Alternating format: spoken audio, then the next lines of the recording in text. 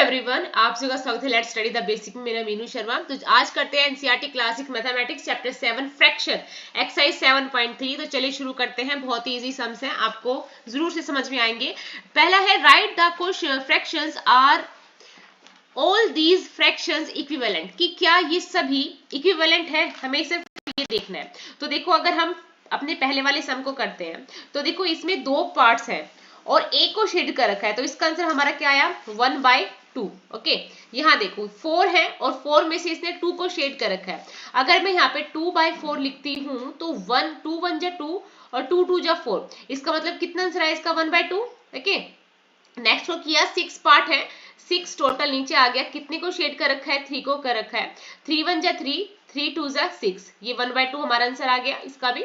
और अगर आप यहाँ जाते हैं, ठीक है, अगर आप यहाँ जाते हैं, देखिए यहाँ पे 8 पार्ट को कवर कर रखा है, 8 पार्ट में कवर करके 4 को शेड कर रखा है, तो 4 1 जा 4, ठीक है, सॉरी यहाँ पे 10 कर रखा है इसने, ये थोड़ा सा मेरे से गलती होगी। यहाँ पे इसने 10 को पार्ट कर रखा है और 5 को शेड कर रखा है।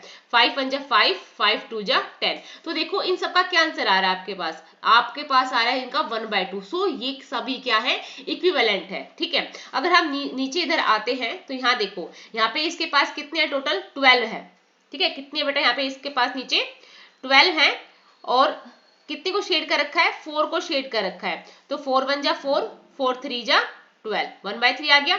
ऐसे पास यहाँ कितनी बोल है 1 2 3 4 5 6 7 8 9, 9 में से इसने 3 को कर रखा है, तो 3 1 जा 3, 3 3 जा 9, 1/3 आ गया। यहाँ पे देखो 1 2 3 4 5 6, 6 है, 6 में से इसने 2 को कर रखा है कवर, तो 1/3। यहाँ पे देखो 1/3। पर अगर हम यहाँ पे जाते हैं तो 6 बॉल है और टोटल बॉल हमारे पास 15 है, 6 को कवर कर रखा है, तो क्या ये इक्विवेलेंट है। पर यहाँ पे ये सभी इक्विवेलेंट नहीं है। So they all are not equivalent. Okay, सिर्फ सिंपल सा ये क्वेश्चन था। Now next, write the fractions and pair up the equivalent fraction from each row. अब आपको इस वाले समय क्या करना है कि कौन कौन सा इक्विवेलेंट है ये देखना है, कौन सा पेयर बना रहा है। इसका क्या आ जाएगा सिर्फ 1/2। ओके, यहाँ पे देखो 1 2 3 4 5 6, 6 है, तो यहाँ पे कितना आ जाएगा हमारे पास ये 4/6। सो 2 2 जा 4, 2 3 जा 6, 2/3 हमारा आंसर आ गया। नेक्स्ट आप देखो कितने बॉक्स है 1 2 3 4 5 6 7 8 9, 9 बॉक्स है और 9 में से शेड कितने कर रखा है इसने 3 को कर रखा है, ठीक है। तो 3 1 जा 3, 3 3 जा 9, ये 1/3 हमारा इसका आंसर आ गया। आप नेक्स्ट पे जंप करते तो 1 2 3 4 5 6 7 8, यहाँ पे टोटल 8 बॉक्स है। 8 टोटल बॉक्स में से इसने 2 को कवर कर रखा है, 2 1 जा 2, 2 4 जा 12, 1/4 आ गया। नाउ नेक्स्ट 1 2 3 4, 4 बॉक्सेस में 3 को कवर कर रखा है, तो 3/4, ठीक है।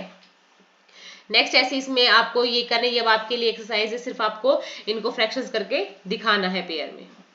नेक्स्ट है replace in each of the following with the correct number, ठीक है। अगर यहाँ पे 2 और 7 है, ऊपर 8 है, ठीक है, तो बताइए नीचे क्या आएगा। अब इन सवाल करने के एक आसान तरीका मैं आपको बताती हूँ। आप लिखोगे 2/7 इक्वल टू 8 इधर है और आप यहाँ जिसको नहीं दे रखा वो आप x समझ लो।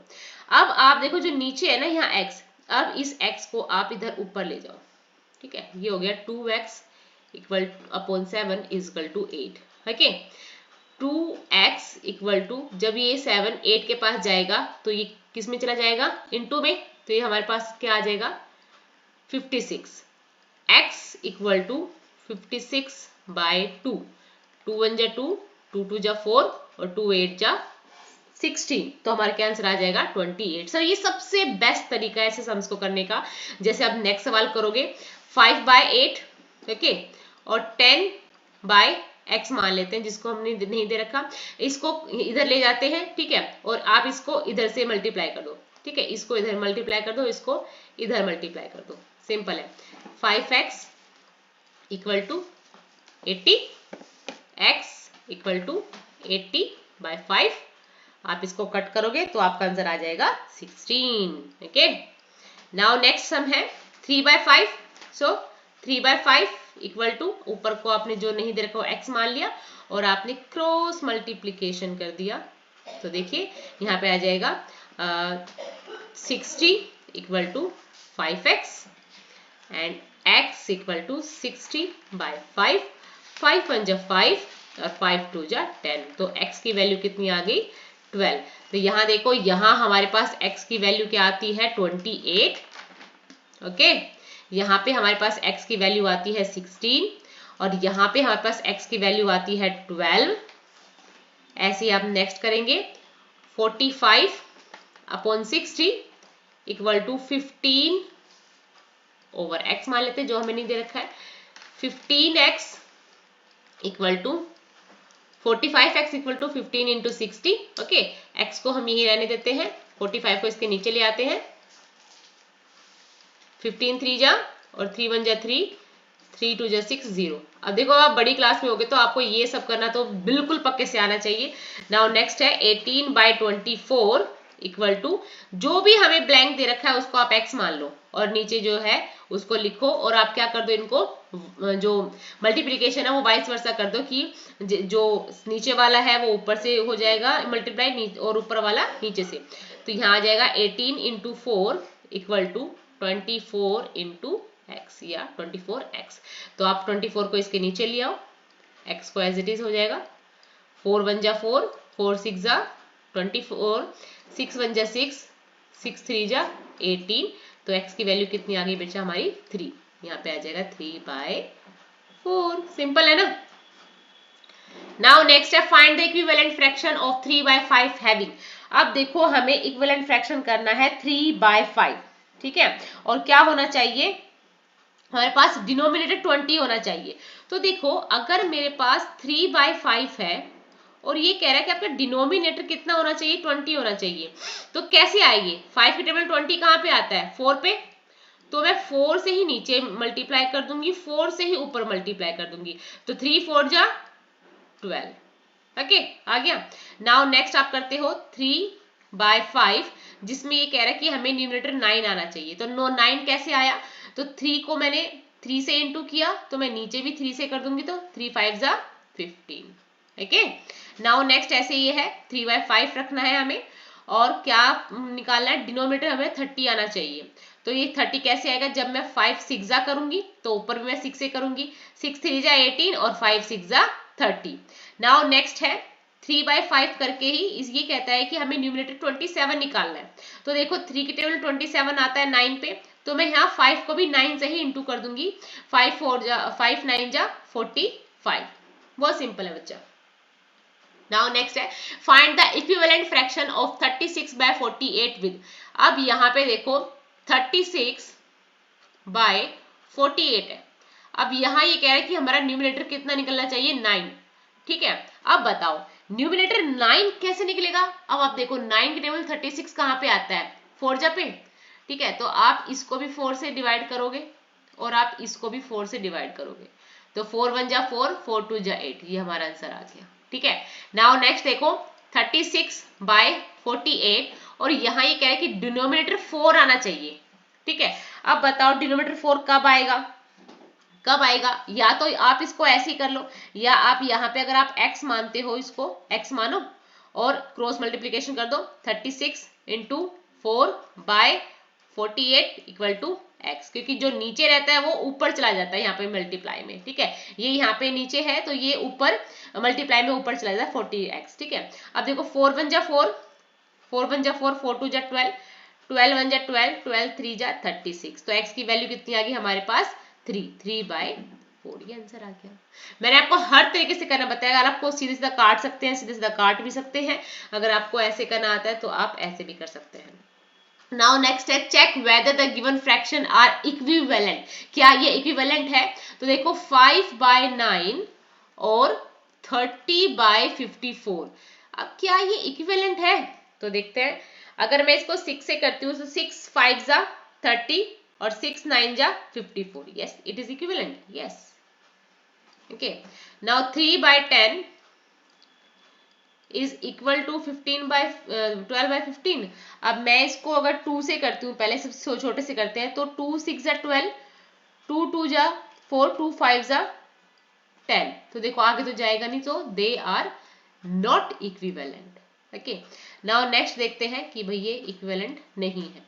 7/13 एंड 5/11, 7/13 एंड 5/11, ये तो दूर से दिख रहा है कि ये तो इक्विवेलेंट है ही नहीं।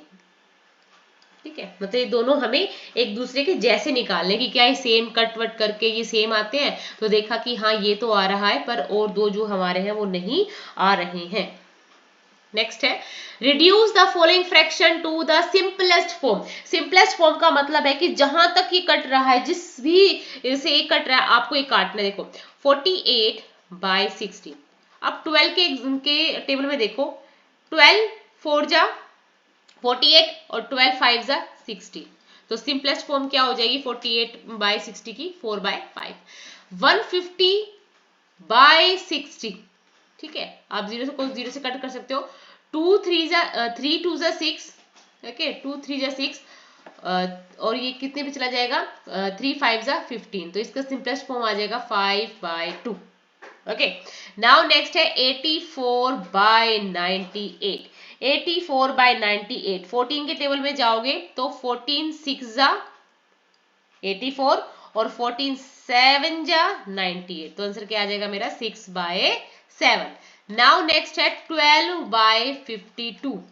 12/52, अब देखो अगर मैं इसको करती हूँ 3 से जाएगा, 3 4 12, ठीक है, 3 1 3, और ये कितने पे चला जाएगा 3 3 नहीं, ये 3 पे नहीं कटेगा, ये हमारा ये कटेगा, एक सेकेंड मैं इसको पहले इरेज कर देती हूँ।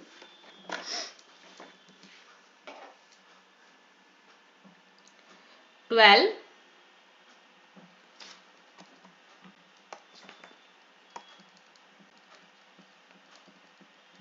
चलिए अब लिखते हैं इसको, 12/52 है। 12/52, आप पहले से 2 से कट करो, 2 6 12, 2 2 4 और 2 6 12, फिर आ जाएगा 2 से 2 3 6, 2 1 2, 2 3 6, तो ये आ जाएगा 3/13। अगर आपको एकदम से कोई टेबल याद नहीं तो आप 2 से 3 से 4 से करके देखो, आपसे कट जाएगा। 7/28, तो 7 1 7, 7 4 28, ठीक है। एक्चुअली पता है क्या, हम ना हिंदी में टेबल्स याद कर रखे हैं, तो हमें हिंदी में बोलने में अच्छा लगता है।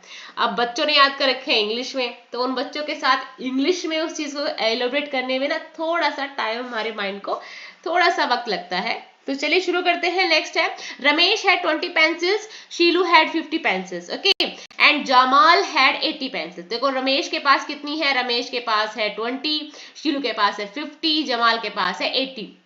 After 4 month Ramesh use 10 pencil. Ramesh के पास पहले से ही कितनी थी 20 थी, तो पहले मैं रमेश का लिख लेती हूँ कि यहाँ पे कि रमेश हैज पेंसिल्स, कितनी है भाई 20 पेंसिल्स है, कितनी यूज कर ली है उसने, ही यूज्ड 10, ओके। शीलू यूज्ड 25 पेंसिल्स, तो पहले हम लिखते हैं शीलू हैज पेंसिल्स, सो बच्चा कितनी पेंसिल है 50, एंड शीलू यूज्ड कितनी की उसने 25 पेंसिल्स। जब आप सीरीज में सारी चीज लिख लेते हो फिर आपको कोई कंफ्यूजन नहीं होती। जमाल हैज पेंसिल्स, कितनी पेंसिल्स है बेटा उसके पास है 80।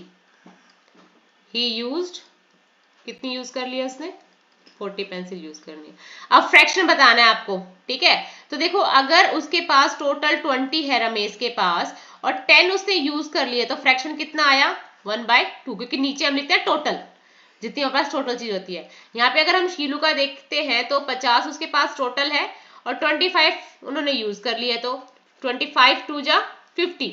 अब यहाँ जमाल का देखूं तो जमाल के पास टोटल 80 पेंसिल्स है, 40 उसने यूज कर लिया, 41 40, 42 80, तो 1/2। तो देखो इन सबके पास इक्वल इक्वल पेंसिल बची, सो देयरफॉर ईच हैज, यहाँ पे आ जाएगा therefore each has used each has used up equal fraction of pencils. Okay, कितनी है 1/2। देखा ना कि रमेश के पास टोटल 20 थी, 10 यूज कर ली, शीलू के पास 50 थी, 25 यूज कर ली, और जमाल के पास 80 थी और उसने कितनी 40 यूज कर ली। सिंपल क्वेश्चन था ना। Match the equivalent fractions and right 2 और मोर ईच दैट। अब हमें आपको क्या करना है, ये किसके इक्वल है वो देखना है। तो 25/400 है। अब यहाँ पे अलग से आप देखो रफ कॉपी मेन जीरो करना और टेबल्स तो जरूर पक्के से याद करना, तभी इजी होगा। तो जब ऊपर नीचे जीरो होती है ना तो आप ऊपर से एक जीरो को हटा लिया करो, ठीक है। अब देखो 5 से 5 5 जा 25, 5 8 जा 40। तो कहीं आपको 5/8 दिख रहा है? हाँ मेरे को दिख रहा है, ये रहा। ओके, अब यहाँ पे अगला है मेरे पास 180/200। जब भी पीछे ऊपर नीचे जीरो है आप एक जीरो कट कर लो या खत्म कर लो, ठीक है। तो अभी देखो 2 से कहते 2 9 जा 18, 2 1 जा 2 0, 9/10 कहीं दिख रहा है आपको? मेरे को दिख रहा है ई पे, यस। सेकंड का मैं ई से कनेक्ट कर दूंगी। नाउ नेक्स्ट है 660/990। मैं सीधा 11 टेबल में चले जाऊँ, 11 6 जा और 11 9 जा, 6/9। नाउ 3 से कर दो, 3 2 जा 6 और 3 3 जा 2/3 आता है। कहीं 2/3 है? हाँ मेरा 2/3 है, ये रहा। नाउ 180 और 360। तो देखो यहाँ पे जीरो से आप जीरो कट कर सकते हैं। 18 1 जा 18 और 18 2 जा 36, तो 1/2, यस ये सी से कनेक्ट हो जाएगा। अब यहाँ देखो जीरो से जीरो कट हो गया 11 के टेबल से। 11 2 जा 22, 11 5 जा 55, तो हमारे पास क्या आ जाएगा 2/5। बहुत इजी था ना। आई होप आपको ये क्वेश्चन समझ में आए होंगे। मैंने भी आज एक नया एक्सपेरिमेंट किया है आपको खुद से लिख के सवाल बताने का, और ऐसी और वीडियोस के लिए प्लीज बच्चा आप let's do subscribe, let's study the basic. Thank you, keep watching.